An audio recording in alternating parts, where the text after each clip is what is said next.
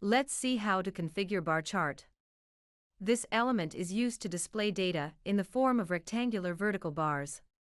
Drag and drop bar chart in screen canvas. In the Properties panel, first field is Element ID. This is a unique ID given to each element which can be modified.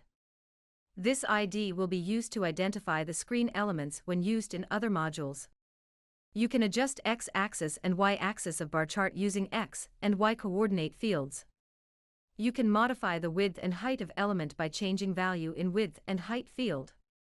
These four attributes can also be modified using cursor in screen canvas. Next is chart type. When grouped is selected, bars will be placed next to each other. When stacked is selected, bars will be placed on top of each other. These are applicable when several rows share the same value of X-axis. Let's select grouped here.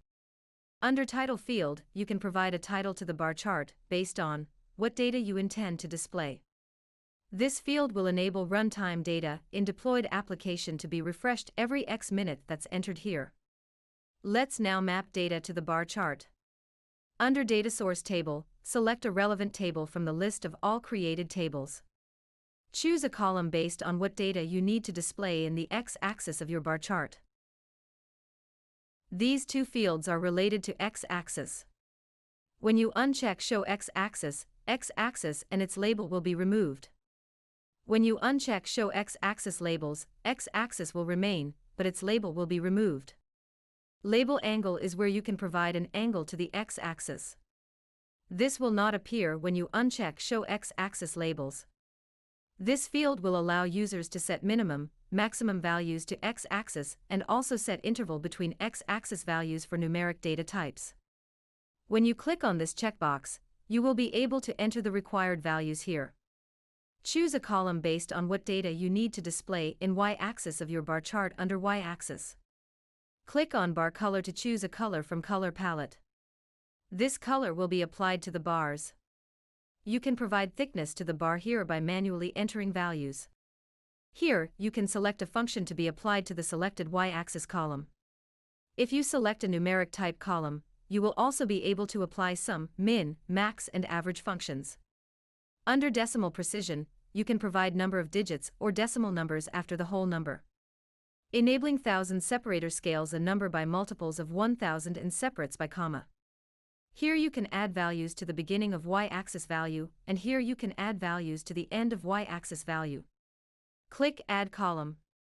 Added column will reflect here, which can also be deleted if needed. Likewise, you can add more columns from same or different table. You can filter entire bar chart content using this section. Choose a column from selected data table here. Choose from the list of operators in this drop-down. Enter column value as it is in the data table for the filter to work as expected. Added filter will appear here, which can also be deleted if needed. These are the bar chart properties. Let's style the bar chart now. Click on background color to choose a color from palette. This color gets applied to bar chart's background.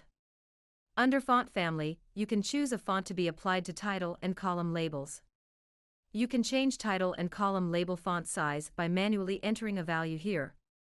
Click on Font Color field to change the default black font color. You can change font to italic from this field, and can change from normal font to bold here. Under Text Decoration, you can underline the title. For the bar chart, border thickness can be provided in numbers in Border Thickness field. A desired border color for the chart can be selected using Border Color field. You can add vertical and horizontal grids here. When you select vertical grid, vertical lines will be added along with the default horizontal lines in chart. Moving on to Events section. On-click event will be triggered on clicking the entire bar chart. On-hover event will be triggered when hovered over this bar chart. On-bar click event will be triggered on clicking any of the bars in the graph. Let's choose on-click as an example.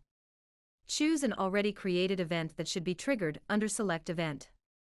If you have parameters in the added event, you must configure them before adding event. You can also edit the event parameters after adding an event, and can delete the added event here. This is how you can configure bar chart.